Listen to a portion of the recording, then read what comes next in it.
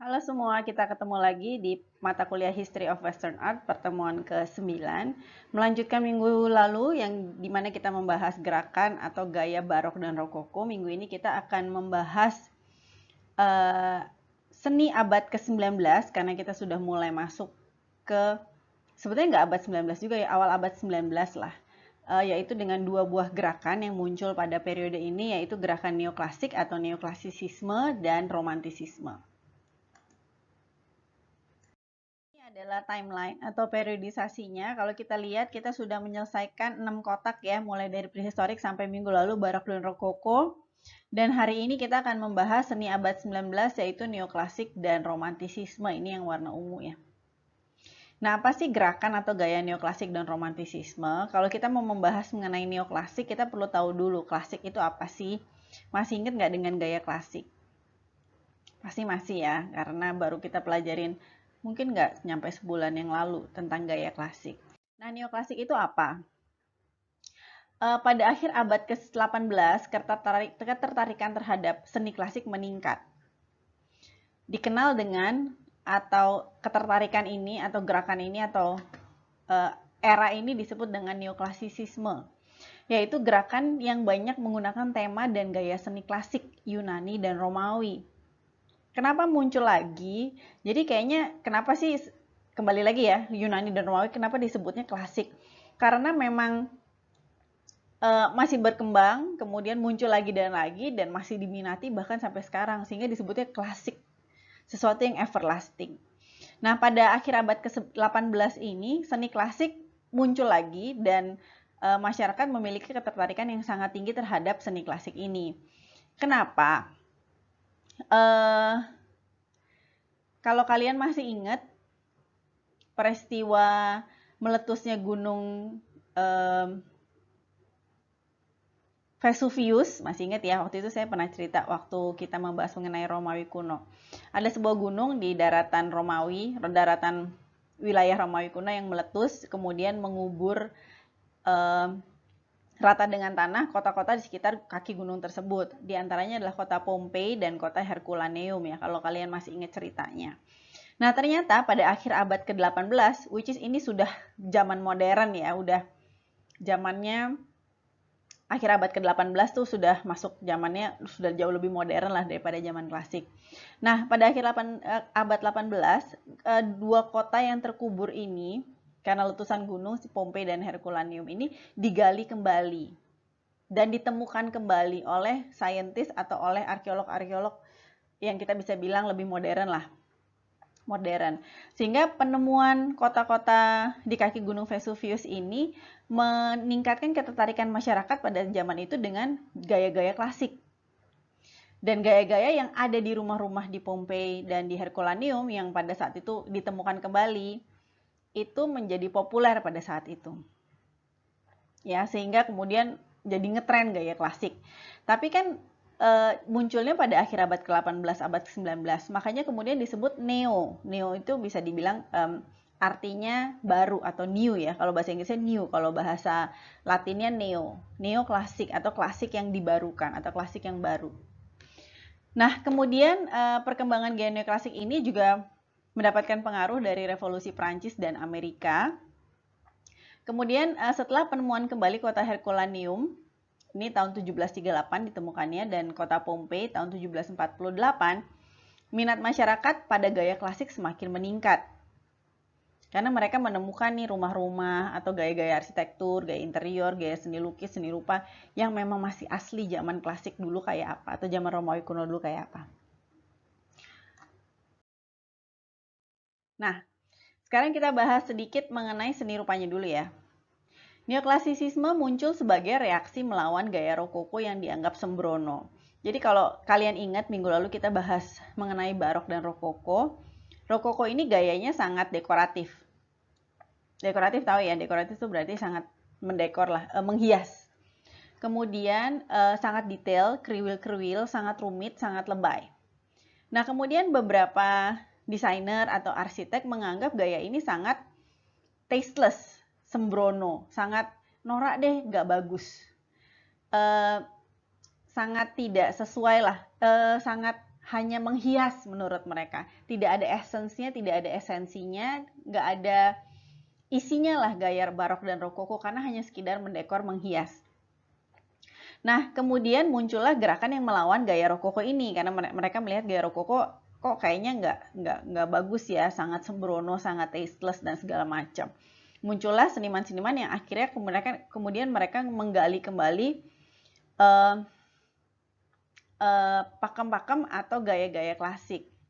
Nah, aliran ini menekankan kualitas garis dan desain linear dengan pewarnaan yang kuat dan banyak serta adanya efek cahaya. Jadi mereka menggali kembali kualitas-kualitas garis, desain-desain yang muncul pada zaman klasik. Nah, gaya seni neoklasisisme menggambarkan sesuatu yang ideal sesuai dengan gambaran para senimannya. Jadi ini untuk seni rupa ya terutama. Gaya neoklasik menggambarkan sesuatu yang ideal. Menitik beratkan pada rasionalitas, geometris, harmoni dari seni klasik. Berkebalikan dengan gaya rokoko dan gaya barok. Nanti kita lihat ya, kalau gaya rokoko kan warnanya ringan, temanya sangat ringan, menggambarkan cinta dan keromantisan, warna-warnanya ringan. Dianggap oleh seniman neoklasik ini nggak punya esensi, nggak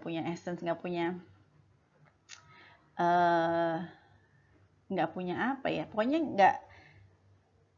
nggak dalam lah karyanya. Jadi mereka menolak gaya rokoko dan kemudian mereka mengembangkan gaya neoklasik ini. Kita lihat ya karyanya seperti apa. Nah, untuk seni rupa ini salah satu contoh gaya neoklasik. Kalau kita lihat minggu lalu kalau kita bahas barok banyak mengangkat tema-tema religius atau tema-tema potret bangsawan. Kalau rokoko banyak mengangkat tema-tema potret bangsawan yang sedang nari-nari, lagi main-main di kebun, dan lain sebagainya. Kalau neoklasik ini banyak mengambil tema-tema mitologi Yunani dan Romawi kuno. Karena kan klasik ya, jadi mereka banyak mengambil tema-tema Romawi dan Yunani kuno. Kemudian lukisan ini terutama, ini karyanya Angelica Kauffman. Kalau dilihat, karena ini peralihan dari rokoko ke neoklasik, warnanya tone-nya masih agak rokoko ya, pastel, kemudian warnanya ringan. Tapi kalau kita lihat ceritanya atau tema dari lukisannya, ini menggambarkan judulnya Cornelia Presenting Her Children as Her Treasures of Mother of the Gracchi. Jadi ini ceritanya menceritakan mengenai seorang tokoh namanya Cornelia. Ini diambil dari mitologi Yunani Romawi kuno ya. Atau cerita kepahlawanan Yunani Romawi kuno. Menggambarkan seorang perempuan yang bernama Cornelia. Cornelia ini kalau kalian lihat lukisannya adalah tokoh yang ada di tengah. Ya, jadi yang bajunya warna putih. Kemudian ceritanya Cornelia lagi dideketin sama seorang perempuan lain. Kalau kalian lihat di lukisan ini ada seorang perempuan yang pakai jubah merah lagi duduk di sebelahnya Cornelia. Kemudian si perempuan ini lagi bawa seuntai kalung. Lihat ya, dia lagi bawa kalung begini. Gimana ya? Gini. Lagi bawa kalung. Gini. Kemudian dia tanya sama Cornelia, "Hey Cornelia, apa sih harta karun kamu yang paling berharga atau harta kamu yang paling berharga tuh apa sih?" Tanya si perempuan yang berbaju merah. "Kalau aku, hartaku yang paling berharga ya kalung ini, kalung emas ini yang sangat mahal harganya," kata si perempuan itu.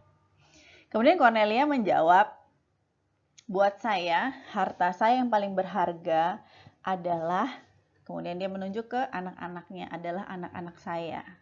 Jadi kalau kalian lihat gesturnya Cornelia sedang menunjuk ke anaknya. Anaknya ada 3 ya, 1, 2, 3. Sedang menunjuk ke anaknya. Ya. Jadi apa sih lukisan neoklasik? Lukisan neoklasik adalah lukisan yang mungkin kalau dari itu biasa tampilan luarnya ya biasa ya, tapi mereka biasanya menggambarkan kembali ke zaman klasik, jadi menggambarkan tokoh-tokoh figur-figur Yunani Romawi kuno, sehingga kalau kalian lihat bajunya kembali lagi pakai jubah-jubah. Tapi yang penting dari lukisan neoklasik adalah esensi dari lukisannya. Biasanya setiap lukisan punya pesan moral. Jadi lukisannya jauh lebih dalam daripada lukisan-lukisan Rokoko yang ringan, hanya menggambarkan kisah cinta romantis dan segala macam. Kalau neoklasisisme biasanya ada pesan moral dalam lukisannya. Ya. Dan kemudian digambarkannya pun tokoh-tokohnya ideal sesuai dengan penggambaran si seniman yang ideal, dan biasanya tokoh figurnya itu dibentuk sedemikian rupa, postur dan gestur badannya, posturnya dibentuk sedemikian rupa kayak bagaimana seniman Yunani kuno membentuk patung-patungnya mereka.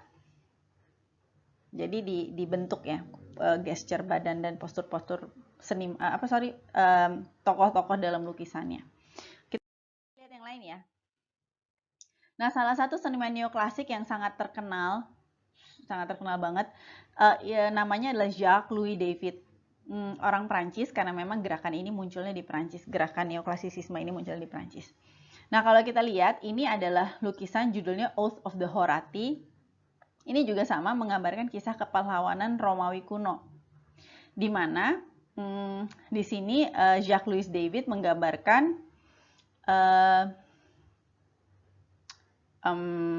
kisah kepahlawanan dari dua keluarga Horatii sama musuhnya saya lupa. Jadi mereka ceritanya dua keluarga yang karena situasi dan keadaan mereka harus perang.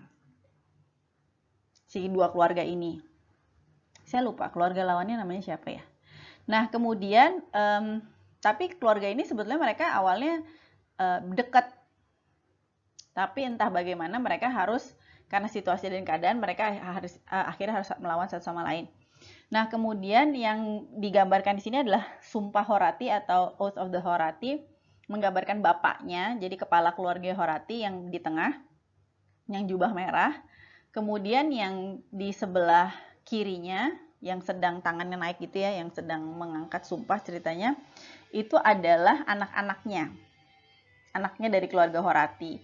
Kemudian yang di sebelah kiri adalah istri, dan kemudian ada ibunya juga. Nah, ceritanya si anak-anaknya ini sedang bersumpah kepada bapaknya bahwa mereka akan berperang sampai menang atau mati. Jadi mereka akan berperang sampai titik darah penghabisan. Dan itu sumpahnya mereka kepada bapaknya yang anak-anak yang laki-laki ya. Terus kemudian yang perempuan, istrinya atau ibunya, kemudian istrinya merasakan sedih. Ya sedih lah ya, anaknya atau suaminya akan pergi perang, akan menang atau mati gitu. Jadi kan ada sedih lah. Sehingga di lukisan ini menggambarkan kalau kita lihat prinsip seninya ada dua. Yang satu sangat formal, yang bagian laki-laki ya sangat formal dengan garis yang tegak. Sedangkan yang perempuan garisnya sangat lembut gitu ya, menggambarkan kelembutan perempuan, karena mereka juga lagi sedih sih sebetulnya. Tuh. Nah, jadi lukisan neoklasik biasanya pertama mereka menggambarkan kisah-kisah kepahlawanan Yunani Romawi kuno. Jadi tokoh-tokohnya digambarkan dengan jubah-jubah, biasanya kayak orang-orang Romawi Yunani kuno. Kemudian pasti ada pesan moralnya dalam lukisan. Jadi ada esensinya. Jadi biasanya lebih berat lukisannya daripada lukisan Rokoko. Oke ya. Kemudian lukisan berikutnya yang ini sebenarnya ini lukisan yang menurut saya sangat menarik untuk dibahas. Judulnya Death of Marat. Jadi ceritanya Jacques-Louis David ini adalah seorang seniman, tapi juga aktif dalam politik. Jadi kalau kita lihat keadaan politik di Prancis pada zaman itu, kalau kalian pernah tahu tentang Louis ke-16, Marie Antoinette, mungkin pernah dengar. Jadi neoklasik ini munculnya pada periode itu. Jadi pada periode rakyat Prancis sedang getol-getolnya mereka berdemonstrasi ingin menggulingkan monarki ya pada saat itu ya. Sehingga terus pada akhirnya sih Louis ke-16 digulingkan, terus dipenggal, seluruh keluarganya semuanya dihabiskan. Kemudian pemerintahannya menjadi republik seperti sekarang. Nah, ceritanya balik lagi ya. Ceritanya Jacques-Louis David ini adalah seniman yang juga aktif dalam politik. Sehingga lukisan-lukisannya tidak hanya untuk berkarya tapi juga sebagai alat propaganda politik sebenarnya. Nah, kemudian Jacques-Louis David berteman dengan seorang penulis yang aktif juga di politik namanya Marat. Saya lupa namanya siapa Marat ya. Pokoknya namanya Marat lah. Nah, kemudian si Marat ini adalah seorang tokoh politik, aktivis politik dan juga seorang penulis yang pada suatu ketika Marat sedang mandi, jadi sedang berendam di bathtub, terus dia dibunuh oleh lawan politiknya, seorang perempuan lagi yang bunuh. Nah, yang mengenaskan adalah jadi Marat ini adalah punya penyakit kulit, sehingga ada waktu-waktu yang Marat harus berendam untuk menyembuhkan atau untuk mengurangi lah efek dari sakit kulitnya. Sehingga ada waktu-waktu Marat berendam di bak mandi yang isinya airnya itu obat. Nah, pada suatu ketika si Marat lagi berendam untuk mengobati kulitnya ini, masuklah lawan politiknya, saya lupa namanya siapa, soalnya perempuan deh, masuk ke dalam rumahnya dan diizinin juga sama penjaga rumahnya, masuk ke dalam rumahnya, terus si Marat lagi berendam, terus dia dibunuh. Saya lupa namanya siapa Marat ya. Dibunuh oleh lawan politiknya. Nah, pada saat itu David sedih banget temannya dibunuh. Kenapa? Karena Marat ini seorang tokoh politik yang menyampaikan aspirasi-aspirasi politiknya melalui tulisan. Sehingga ini sesuatu yang tidak anarkis menurut Jacques-Louis David. Tapi dia dibunuh secara brutal. Iyalah, orang lagi berendam nggak ngapa-ngapain gitu, nggak bawa senjata, nggak bawa apa, terus dia dibunuh begitu saja, kan artinya nggak fair ya. Artinya kan dia nggak fair gitu dibunuhnya. Sesuatu yang tidak anarkis terus dilawan dengan sesuatu yang anarkis. Nah, oleh karena itu di sini Jacques-Louis David menggambarkan Marat. Kalian lihat ya, ini tokoh Marat. Kalau kalian lihat, perhatikan detail, tunggu, saya punya gambar yang di zoom. Oh ya, oke, ini ada. Dia dibunuh di lehernya, ditusuk ya. Kemudian, ya nggak kelihatan ya. Kemudian di bagian bawahnya, tadi udah kelewatan ya, mungkin nanti kalau kalian mau boleh dimundurin sedikit slide-nya. Di bagian bawahnya, Marat kelihatan sedang memegang pena. Kemudian di sebelahnya ada pisau yang digunakan untuk membunuh Marat. Jadi di lantainya ada pisau yang digunakan membunuh Marat dan tangannya Marat yang sedang memegang pena.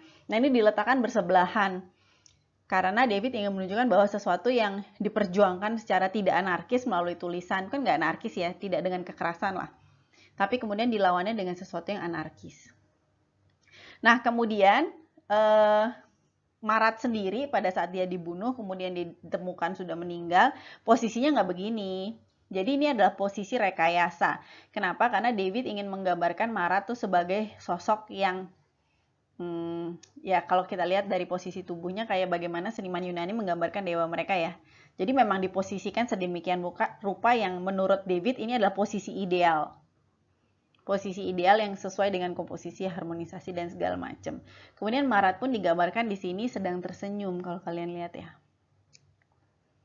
Gitu. Jadi seniman neoklasik biasanya ada satu pesan dalam karyanya, kemudian akan memposisikan figur-figur dalam lukisannya seideal mungkin. Dan biasanya di posisinya akan diposisikan sedemikian rupa sih, sehingga ideal lah, seperti bagaimana seniman Yunani memposisikan patung-patungnya mereka.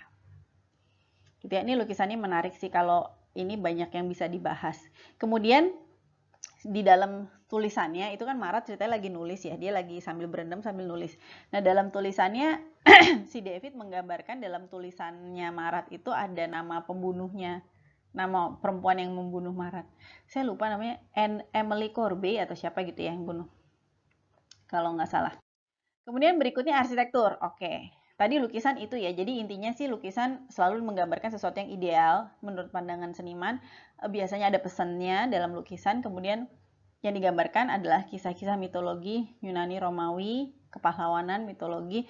Walaupun selain itu juga ada sih tema bangsawan aristokrat juga ada, tapi yang lebih populer memang tema-tema mitologi Yunani Romawi. Nah, kemudian ini adalah arsitekturnya. Arsitektur neoklasik kembali mengangkat seni-seni klasik atau arsitektur klasik, seperti contohnya yang sebelah kiri, ini adalah Pantheon kalau kalian ingat, yang munculnya di zaman Romawi kuno. Nah, orang Prancis pada saat itu karena mereka sangat lagi tren gaya neoklasisisme, mereka membuat Pantheon versinya mereka, yang gambar sebelah kanan ya, karyanya Soufflot, gimana sih bacanya, Soufflot. Nah, ini The Pantheon, tapi adanya di Prancis. Jadi Pantheon versinya si neoklasik. Kalau yang sebelah kiri kan Pantheon yang asli ya. Jadi dibuat ya dengan sama pilar-pilar, ada dome, tapi dome-nya kalau yang Pantheon asli kan dome-nya bolong kalau masih ingat ya. Ada oculus, terus airnya buat sinar matahari dan air hujan bisa masuk ke dalam. Kalau yang ini dome-nya bolong tapi terus ditutup lagi dengan dome yang bentuknya agak oval. Seperti yang kalian lihat di gambar. Kemudian bagian dalamnya kurang lebih seperti ini. Jadi kalau kita lihat gaya neoklasik itu kayak gaya klasik. Dengan pilar-pilarnya, kemudian detail-detail Greek ornamentasi Yunaninya, pilar-pilar Korintianya, Ionia, Doria itu muncul lagi di sini. Ini juga, ini kayak kalau tadi kayak Pantheon, yang ini kayak Parthenon. Ya, tapi ini versi neoklasisismenya. Adanya juga sama di Prancis. Nah, kemudian yang ini adalah neoklasisisme yang adanya di Inggris. Jadi, neoklasik itu munculnya di Prancis, tapi mereka kemudian gaya ini menyebar ke seluruh Eropa sampai ke Inggris. Tapi kayak kemarin saya udah sempat singgung bahwa gaya-gaya yang muncul itu di Eropa biasanya dikaitkan dengan siapa yang berkuasa pada zaman itu. Masih ingat ya? Nah, kalau barok itu kan Louis ke-14, sehingga gaya barok di Prancis sering disebut dengan gaya Louis ke-14. Rokoko zamannya Louis ke-15, sehingga sering disebut dengan gaya Louis ke-15. Neoklasik muncul di eranya Raja Louis ke-16, sehingga gaya neoklasik di Prancis sering disebut dengan gaya Louis ke-16. Sedangkan di Inggris, gaya neoklasik ini muncul pada zaman pemerintahannya King George. Saya nggak tahu ya King George keberapa, kayaknya ke-1 deh, atau kedua, pokoknya King George ada. Sehingga gaya neoklasik di Inggris itu sering dikenal dengan gayanya namanya Georgian. Jadi kalau kalian ketemu gaya Georgian, jangan bingung karena itu sebenarnya gaya neoklasik juga. Nah, di Amerika juga muncul gaya neoklasik, tapi mereka nggak mau disebut gayanya Georgian. Walaupun mereka sebetulnya dulu orang Inggris juga ya, orang Amerika. Mereka nggak mau, sehingga mereka menyebutnya, walaupun gayanya mirip. Kalau kalian lihat White House, Capitol Hill itu gayanya kayak gini di Amerika, tapi mereka nggak mau disebutnya gaya Georgian. Mereka menyebutnya gayanya, mereka punya nama sendiri, namanya Federal Style. Tapi sebenarnya neoklasik juga, gitu ya. Nah, ini gaya neoklasik atau Georgian karena ini munculnya di Inggris. Kalau kalian lihat gaya neoklasik itu biasanya, kembali ya, gaya klasik simetris, bentuknya kotak-kotak. Kemudian kanan kiri biasanya sama simetris, terus ada dome-domenya, beda sama barok yang penuh dengan kruil dan lebay, sama kayak rokoko juga ya, kruil lebay. Kalau neoklasik nggak, lurus biasanya, dan simetris seperti ini kurang lebih. Oke, kemudian di bagian dalamnya lebih elegan sih kalau menurut saya ya. Kalau barok kan ramai banget, kalau neoklasik biasanya lebih elegan. Kemudian, nah ini gaya klasik yang muncul ini adalah rumah-rumah di Pompei pada saat itu, zaman Romawi kuno. Nah, gaya ini sebetulnya yang kemudian jadi ngetren di Eropa pada zaman neoklasisisme. Ini kan yang aslinya ya di Pompei, rumahnya kayak gini, jadi dindingnya dihias seperti ini. Kemudian di Eropa jadi ngetren gayanya munculnya seperti ini. Ini yang adanya di Inggris. Ya, di Osterley Park namanya. Disebutnya arsiteknya namanya James and Robert Adam. Nah, ini yang versi Romawi kunonya, zaman klasik. Ini yang versi neoklasiknya. Ya, jadi paham ya kurang lebih neoklasik. Neoklasik itu membarukan atau klasik yang baru. Bedanya apa sama Renaissance? Agak beda sih, karena Renaissance cenderung lebih zaman Renaissance kalau kita lihat di rumah-rumahnya, mungkin kalau di gereja ya dia cenderung mewah dan megah. Kalau di rumah-rumahnya malah lebih banyak main kayu ya. Kayaknya minggu lalu saya udah sempat bandingin antara Renaissance, Barok, Rokoko. Kalau neoklasik dia bentuknya udah seperti ini sih. Dan kalian kalau bingung kalian bisa lihat tahunnya. Kalau kalian ketemu ruangan, ini neoklasik apa Renaissance ya? Biasanya kelihatan sih kalau neoklasik ya karena dia lebih baru ya, zamannya lebih modern. Abad 19. Kalau Renaissance kan abadnya tahunnya 1400. Jadi lebih kayu-kayu biasanya. Oke ya, jadi bisa ya ini klasik neoklasik. Kemudian untuk interiornya, kalau neoklasik bentuknya seperti ini. Kalau bingung bedainnya, mirip-mirip sama rokoko. Kalau udah biasa lihat, sebenarnya agak beda. Kalian perhatikan furniture-nya ya. Sama sebenarnya elemen-elemen dindingnya juga. Kalau rokoko tuh kruil-kruil banget. Kalau baik di elemen-elemen dinding, ceiling maupun furniture-nya. Kakinya tuh bengkok-bengkok. Kalau barok bengkok-bengkok tapi besar bentuknya. Kalau neoklasik kalian perhatikan, semuanya lurus-lurus, kakinya lurus, mejanya lurus, nggak ada kruil-kruilnya. Mungkin ada aksen emasnya ada, tapi lurus. Perhatiin ya, si elemen dindingnya juga lurus-lurus. Kalau ada profil-profilnya lurus-lurus, kalau ada belok-belok cuma sedikit. Kakinya lurus-lurus semuanya. Itu neoklasik.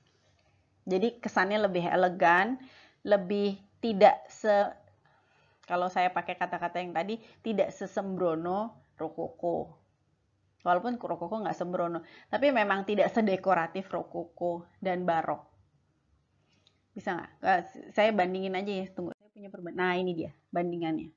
Perhatiin ya, kalau neoklasik kalian perhatikan, mejanya lurus, kakinya lurus, kursinya mungkin dia ada sedikit profil-profil tapi lebih banyak lurus-lurusnya.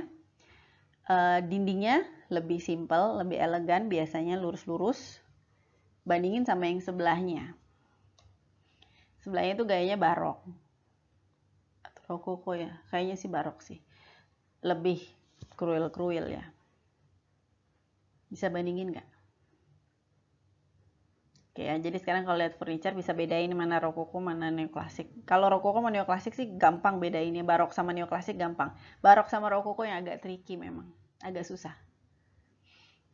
Nah, ini dia. Bisa bandingin ya, yang A apa, yang B apa, yang C apa. Kelihatan. Kalau neoklasik biasanya sangat lebih simple, lebih elegan, lebih lurus-lurus. Kalau rokoko, kruil-kruilnya banyak. Kalau barok ada kruil-kruil tapi dia bulky bentuknya. Sudah bisa bedain yang mana yang mana?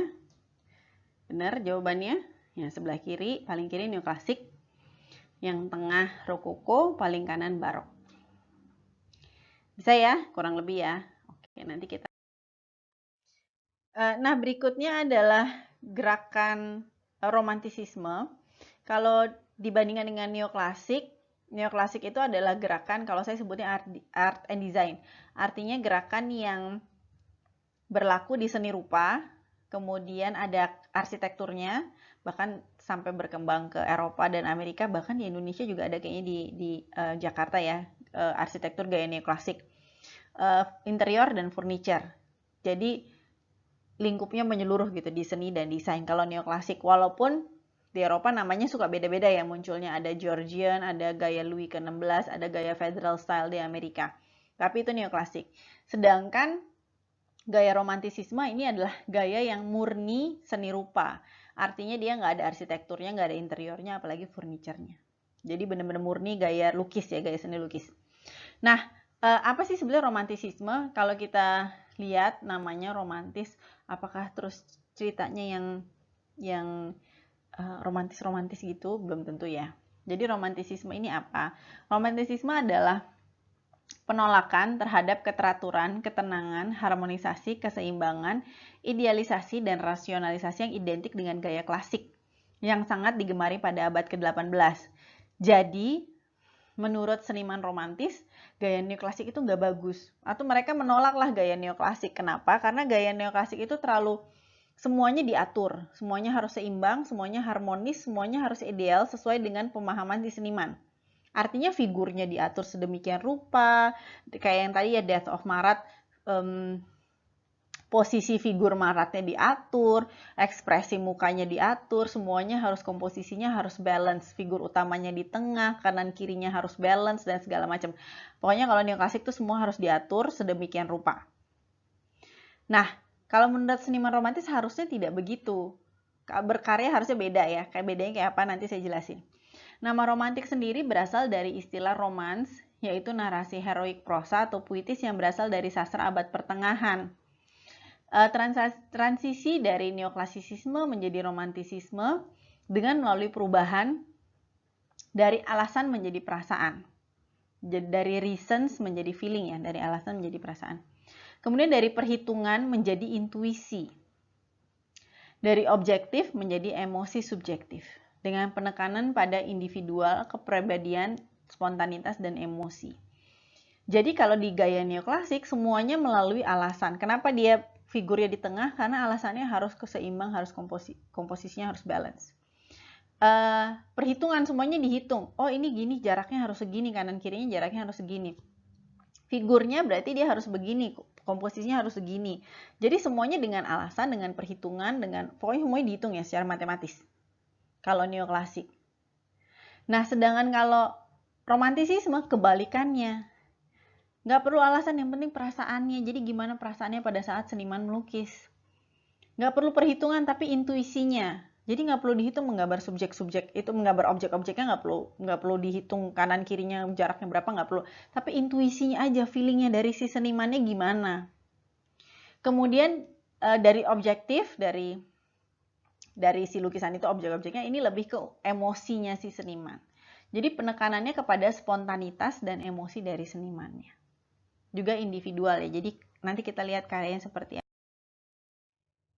Pada lukisan, secara teknis gaya ini memamerkan keindahan dari komposisi diagonal, tekstur yang kuat, kontras warna untuk menunjukkan emosi sang seniman. Jadi kalau dibandingin dengan komposisinya gaya neoklasik yang biasanya sangat teratur dan harmonis, seimbang gitu ya semuanya komposisinya. Kalau ini nanti kita lihat komposisinya kebanyakan diagonal, jadi bentuknya segitiga gini mengerucut komposisinya. Kemudian aliran romantisisme ditandai dengan kontras cahaya yang tegas, kaya dengan warna, komposisi yang hidup.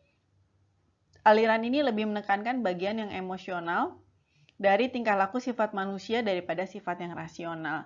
Jadi aliran ini lebih mengutamakan pada ekspresi senimannya.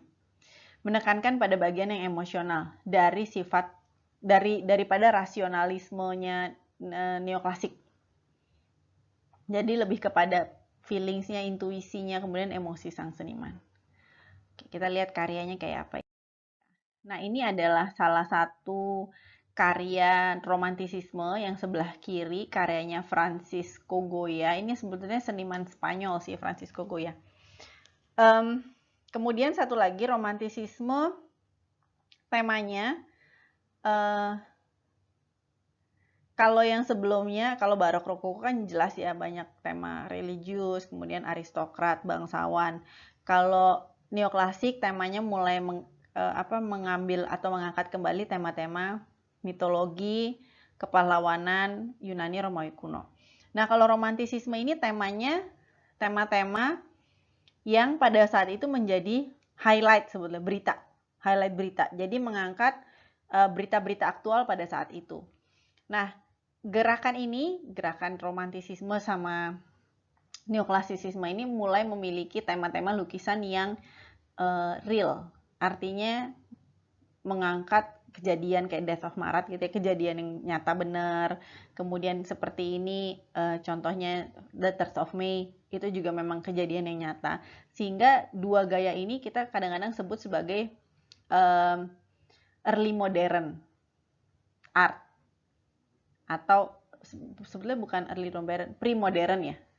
Jadi yang gaya-gaya yang menuju ke gaya modern. Karena tema-tema yang diangkat sudah tidak melulu kepada kepercayaan, kepada bangsawan, kepada mitologi.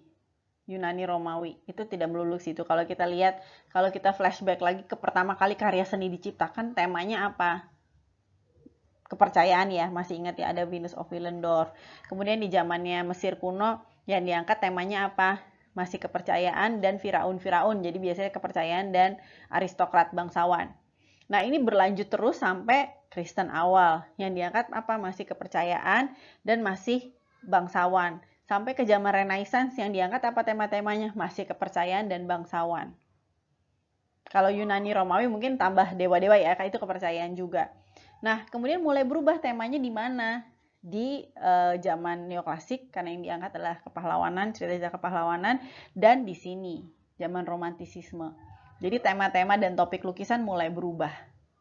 Mulai mengangkat tema-tema yang aktual. Ya, contohnya ini. Ini adalah kejadian nyata, judulnya The 3rd of May. Jadi ceritanya pada saat itu, pasukan, tuh saya agak lupa ingat ceritanya ya, pasukan Perancis, oh ya gini, ceritanya gini, jadi ada pasukan Spanyol, berapa hari sebelumnya, sebelum kejadian ini, mungkin tanggal 1 atau tanggal 2 Mei, menyerang Perancis. Nah kemudian, orang Perancis nggak terima, mereka nyerang balik pasukan Spanyol. Jadi kalau kita lihat yang sebelah kanan adalah pasukan Prancis, yang sebelah kanan adalah pasukan Spanyol. Dan mereka menyerangnya waktu itu pada saat pasukan Spanyol sedang santai, lagi duduk, maksudnya lagi beristirahat. Tiba-tiba diserang. Nah, kalau kalian lihat dari lukisan ini, ada seorang tokoh, figur, yang kayaknya nyerah ya, dia ngangkat tangan. Sebagai tanda dia menyerah. Kelihatan ya, kemudian bajunya warna putih. Kalau perang itu putih itu tandanya apa? Tandanya peace ya, maksudnya menyerah kalah, biasanya ngibarin bendera putih kalau kita lagi perang. Kita nggak lagi perang sih ya, cuma biasanya ngibarin bendera putih artinya sudah menyerah. Nah, menandakan bahwa sebetulnya pasukan Spanyol ini udah menyerah, karena mereka lagi istirahat, nggak bawa persenjataan dan segala macam, terus mereka diserang. Tapi kalau kita lihat, dari figurnya si laki-laki yang pakai baju putih dan tangannya diangkat, terus di depannya ada pasukan Prancis yang sedang menodongkan senjata. Menurut kalian akan ditembak nggak orangnya? Ini kira-kira berapa detik lagi atau berapa menit lagi nih? Akan ditembak nggak? Nggak tahu ya. Saya juga nggak tahu sih. Cuman intinya adalah lukisan romantisisme biasanya senimannya ingin menimbulkan ketegangan antara hidup dan mati sebetulnya. Paradoks lah. Jadi antara hidup dan mati. Ini kan kita nggak tahu ya. Bisa jadi 2 detik lagi ditembak. Bisa jadi nggak, ya udah ditangkap aja masukin penjara gitu. Tapi nggak ditembak. Nah kita nggak tahu. Cuma biasanya romantisisme lukisan-lukisannya yang diangkat tema-temanya paradoks. Jadi antara hidup dan mati biasanya. Ingin menimbulkan ketegangan. Ya, kita lihat ya lukisan berikutnya. Nah, yang ini lukisannya Francisco Goya. Kalau yang ini tidak mengangkat kisah aktual, tapi mengambil kembali kisah mitologi Yunani kuno. Menceritakan mengenai Dewa Saturnus ya, kalau nggak salah, yang dia memakan anaknya sendiri. Ya, mungkin kalian ada yang tahu ceritanya. Saya lupa ingat ceritanya, tapi dia makan anak sendiri karena dia nggak mau dikalahkan. Karena kayaknya ada ramalan yang mengatakan bahwa dia akan dikalahkan sama anaknya, dia nggak mau, jadi anaknya dimakanin semua sama dia. Ya. Nah kemudian seniman lain Theodore Géricault dan Eugène Delacroix, karena gaya ini juga munculnya di Prancis, sehingga senimannya banyak seniman-seniman Prancis ya. Contohnya yang ini, warnanya biasanya sangat cerah sih ya, karena kan emosi senimannya ya, jadi memang tidak segelap neoklasik dan sekaku neoklasik biasanya warnanya. Nah, kemudian salah satu masterpiece-nya romantisisme adalah yang ini. Karyanya Theodore Géricault, judulnya Raft of Medusa. Ini juga lukisannya ceritanya panjang. Jadi ceritanya gini. Ini juga sama, diangkat dari kisah aktual, artinya dari berita yang pada saat itu sedang jadi headline, menceritakan mengenai sebuah kapal yang berlayar dari Prancis ke, saya lupa, Senegal kayaknya. Pokoknya di Afrika lah. Kemudian dari Senegal balik ke Prancis. Nah, di kapal itu yang pada saat itu diangkut di kapal tersebut memang melebihi kapasitas. Jadi misalnya kapasitasnya harusnya 100 orang, dia mengangkut 200 orang, jadi melebihi kapasitas. Kemudian yang diangkut banyak budak atau orang kulit hitam, karena kan dia dari Afrika terus ke Perancis. Nah, kemudian di tengah jalan, karena memang kapalnya melebihi kapasitas dan mereka terkena amukan badai dan segala macam, kapalnya karam. Pejabat-pejabat yang ada di kapal tersebut itu pada sudah melarikan diri duluan pakai kapal-kapal skoci yang kecil-kecil. Nah, kemudian tersisa orang-orang yang kayak apa sih namanya, kru yang di kapal itu ya, yang kru-kru bawahnya lah, sama budak-budaknya yang dibawa dari Afrika yang mau dibawa dari Afrika ke Perancis. Nah, kemudian ceritanya si kapal tersebut akhirnya mereka, karena kapalnya sudah koyak dan segala macam, mereka terapung-apung di lautan menggunakan raft. Raft itu apa ya?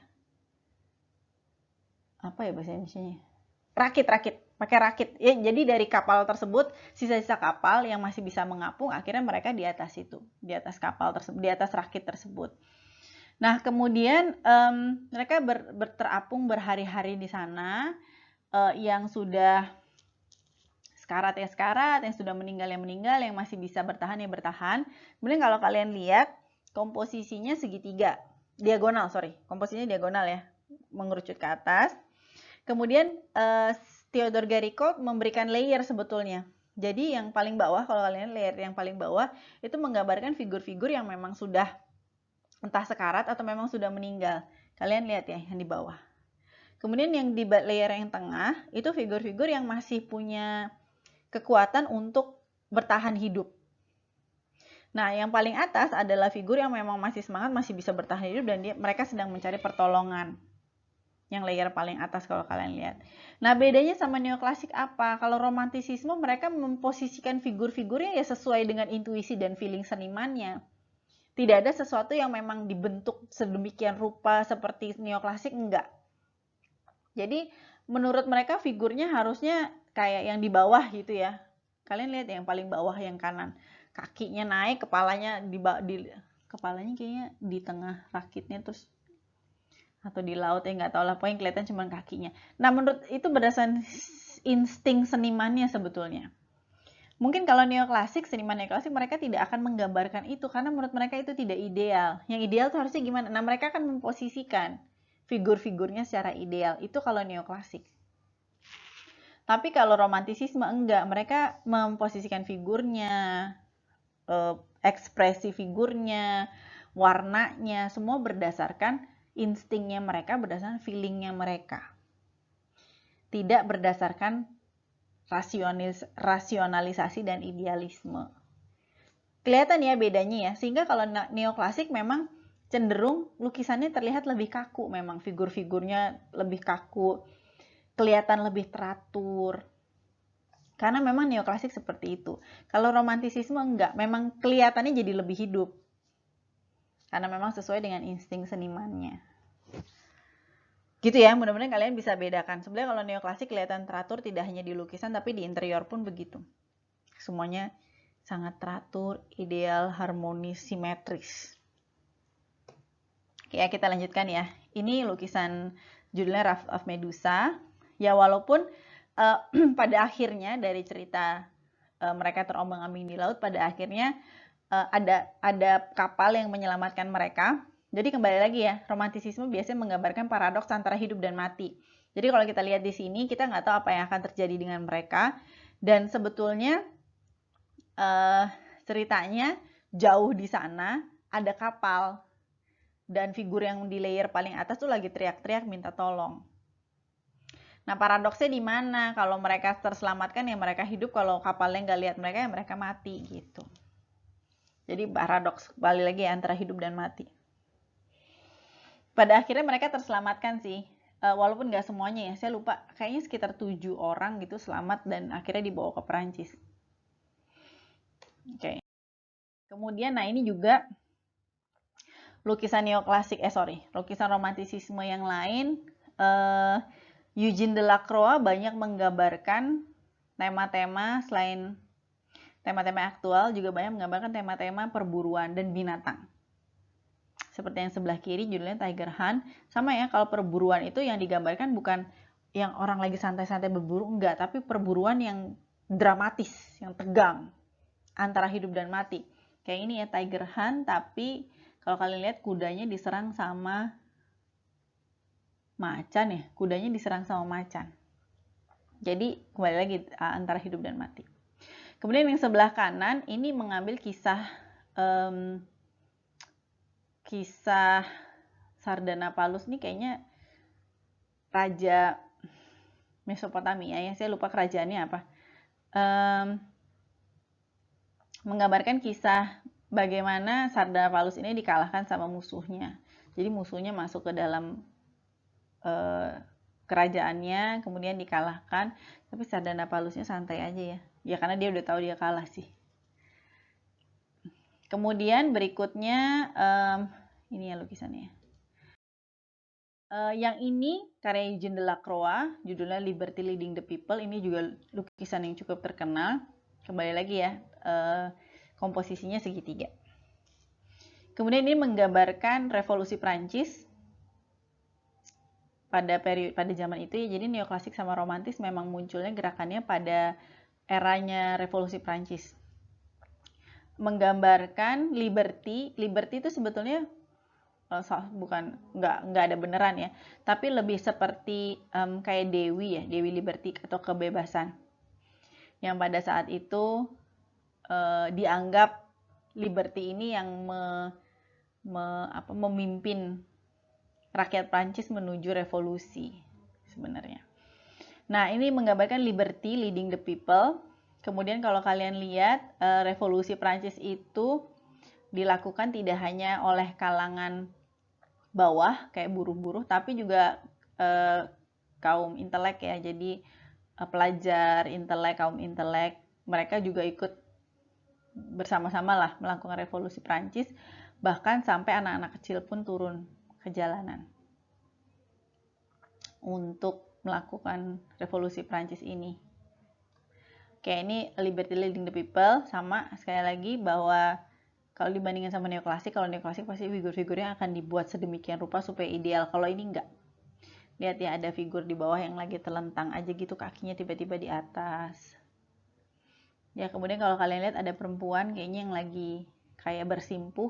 Kelihatan nggak? Bajunya warna biru, terus dia pakai ikat kepala. Nah, ini menggambarkan, ada yang bilang ini menggambarkan kaum gypsy sih. Yang di Prancis memang pada saat itu banyak kaum-kaum gypsy. Oke, nah kalau tadi kita lihat namanya nama Prancis semua atau nama asing semua, ada Francisco Goya, ada Eugene Delacroix, Theodore Géricault. Yang ini namanya nama orang Prancis juga nggak ya? Bukan ya, ini nama orang Indonesia yaitu Raden Saleh. Kenapa saya masukkan di sini? Karena memang Raden Saleh adalah seorang pelukis Indonesia. Kalau ada yang belum kenal, nanti saya kenalin sama Raden Saleh ya. Tapi mungkin ada yang pernah dengar namanya karena memang Raden Saleh ini seorang tokoh seni rupa yang harus kalian tahu sih. Mungkin ada yang udah pernah dengar namanya, mungkin ada yang belum. Kalau yang belum nanti akan saya kenalin. Kalau yang sudah, boleh nanti kenalan lagi. Kenapa saya masukkan di sini? Karena memang Raden Saleh adalah mungkin bisa dibilang satu-satunya seniman Indonesia yang memiliki gaya lukis atau aliran lukis romantisisme. Ya, seperti ini kurang lebih lukisannya. Sama ya, karena memang Raden Saleh belajar dari Eugene Delacroix yang suka melukis binatang. Raden Saleh pun memiliki ketertarikan yang tinggi terhadap lukisan-lukisan binatang. Dan salah satu tema favoritnya Raden Saleh adalah perburuan. Salah satu contohnya yang ini. Tapi kembali lagi ya, karena ini romantisisme, sehingga perburuannya digambarkan memang cerita perburuan yang dramatis, yang dimana entah diserang sama singanya atau diserang sama macannya lah dan segala macam. Antara hidup dan mati lah ya, kembali lagi. Cuman menariknya adalah kalau yang tadi kita lihat lukisannya semua tokoh-tokohnya atau figur-figurnya gayanya Eropa, yang ini figurnya pakai batik dong. Lihat ya. Ya karena memang Raden Saleh orang Jawa. Oke ya, sampai di sini. Tunggu masih. Oh masih ada. Oh ini sih nggak usah, saya nggak usah bahas ya. Ini William Turner nih seniman dari Inggris. Sebenarnya bisa dibilang romantis, tapi memang romantis gaya Inggris agak beda ya. Dia lebih ke banyak landscape seperti ini kurang lebih. Ini saya nggak bahas deh. William Turner. Oke, sampai di sini. Silahkan dikerjakan kuisnya di Google Form. Jangan lupa untuk tambahan nilai UAS kalian ya, nanti saya akan masukkan. Asal kalian ngerjain, kalian udah tambah 1 poin. Kalau jawabannya benar semua, kalian akan dapat 2 poin tambahan. Oke, kalau gitu sampai di sini untuk pertemuan hari ini. Terima kasih semua atas perhatiannya. Kita ketemu lagi di sesi berikutnya. Thank you semua.